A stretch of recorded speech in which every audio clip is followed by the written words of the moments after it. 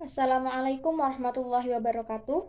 Perkenalkan, nama saya Ainul Izzah, NIM D2019509. Pada video kali ini, saya akan mempresentasikan hasil makalah dari kelompok saya, yaitu kelompok 2, yang berjudul Makalah Belajar dan Faktor-Faktor yang Mempengaruhi Belajar. Pada makalah ini ada 4 pokok pembahasan yang akan saya bahas, yaitu yang pertama ialah definisi belajar, yang kedua ialah faktor-faktor yang mempengaruhi belajar, yang ketiga ialah jenis-jenis belajar, dan yang keempat ialah aktivitas-aktivitas belajar. Pembahasan yang pertama ialah definisi belajar. Definisi belajar banyak diartikan oleh beberapa ahli, seperti Slamet, yang berpendapat bahwa belajar ialah suatu proses usaha yang dilakukan seseorang untuk memperoleh suatu perubahan tingkah laku yang baru secara keseluruhan sebagai hasil pengalamannya sendiri dalam interaksi dengan lingkungannya. Kemudian ada Chaplin yang menyatakan bahwa belajar memiliki dua definisi, yaitu perolehan perubahan tingkah laku yang relatif menetap sebagai akibat latihan dan pengalaman, dan proses memperoleh respon-respon sebagai akibat adanya latihan khusus. Nah, dari beberapa pengertian di atas dapat disimpulkan bahwa definisi belajar merupakan suatu perubahan tingkah laku yang relatif menetap pada seseorang akibat pengalaman atau latihan yang menyangkut aspek fisik maupun psikis, seperti dari tidak tahu menjadi tahu, dari tidak berpengetahuan menjadi tahu tentang sesuatu, dan lebih banyak lagi.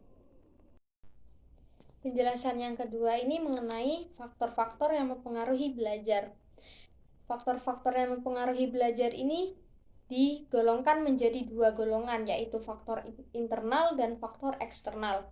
Faktor internal ini antara lain seperti kondisi jasmani dan rohani siswa, kematangan dan pertumbuhan siswa, kecerdasan, minat siswa dalam belajar, motivasi siswa dalam belajar, kebiasaan siswa, dan kematangan diri siswa. Dan yang kedua ialah faktor eksternal. Faktor eksternal ini seperti faktor lingkungan belajar siswa, kondisi keluarga, kondisi guru, cara mengajar guru itu bagaimana, motivasi siswa dari luar, dan lain sebagainya. Pada penjelasan yang ketiga ini ialah tentang jenis-jenis belajar. Ada dua jenis belajar yang harus dibedakan, yaitu belajar konsep dan belajar proses. Belajar konsep ini lebih menekankan kepada hasil belajar pada pemahaman fakta dan prinsip tentang apa yang telah diajarkan oleh gurunya tersebut, yaitu isi dari pembelajaran dan lebih bersifat kognitif. Kemudian belajar proses atau keterampilan proses lebih pada masalah bagaimana bahan pelajaran itu diajarkan dan dipelajari oleh siswa. Penjelasan yang keempat yaitu tentang proses aktivitas belajar.